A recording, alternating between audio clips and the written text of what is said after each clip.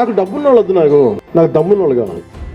Leadership ఎలా ఉంటుందంటే ఊరి కోసం, నా నేల కోసం ఒక్కళ్ళు కనుక అడుగేస్తే, వాళ్ళు ఊరి నుంచి అడుగేస్తే, అతను పవన్ కళ్యాణ్ వ్యక్తి దగ్గరికి వస్తే అది వెళ్ళి ఆ రోజు నా పక్కన యాదృచ్ఛికంగా కావచ్చు, యాక్సిడెంట్లు కావచ్చు, వి హనుమంతరావు గారు ఉన్నారు కాంగ్రెస్. అప్పుడు కాంగ్రెస్ పవర్లో లేదు, టీఆర్ఎస్ పవర్లో, కేసీఆర్ గారు సీఎం. మన శివ మాట్లాడుతూ ఉంటే హనుమంతరావు గారు కూడా వింటా ఉన్నారు.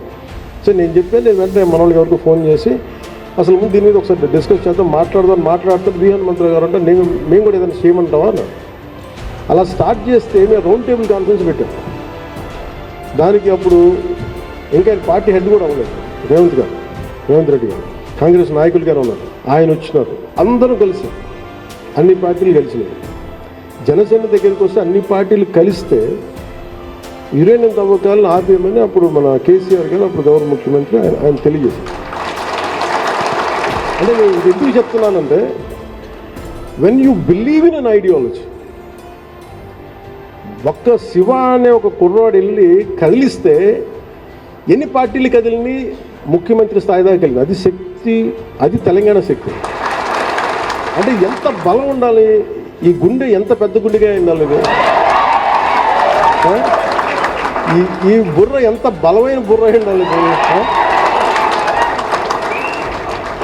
నాకు డబ్బున్న వాళ్ళు వద్దు, నాకు డబ్బున్న వాళ్ళు కావాలి, నిలబడే వాళ్ళు కావాలి. వీళ్ళు కదా లేకపోతే మీరందరూ ఉన్నారు కదా, మీరు ఇలా ఆలోచించండి. నేల ఎందుకు కదలదో, శక్తి ఎందుకు రాదో, మార్పు ఎందుకు రాదో చూపిద్దాం.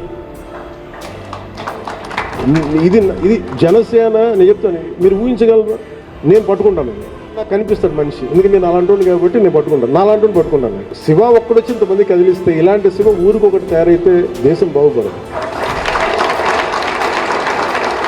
ఇది నేను ఎన్ని ఉదాహరణలు చెప్తా. ఎగ్జాంపుల్ అంటే నాకు ఎంత ఇన్స్పిరేషన్ అంటే Shiva it's a true story, success story. ఇప్పుడు నన్ను ఎవరైనా సినిమా హీరోగా మనం చప్పట్లు కొట్టేస్తాం, పవన్ కళ్యాణ్ చూడగానే చప్పట్లు కొడితే ఏలేస్తాం కాదు. నిజమైన హీరోలు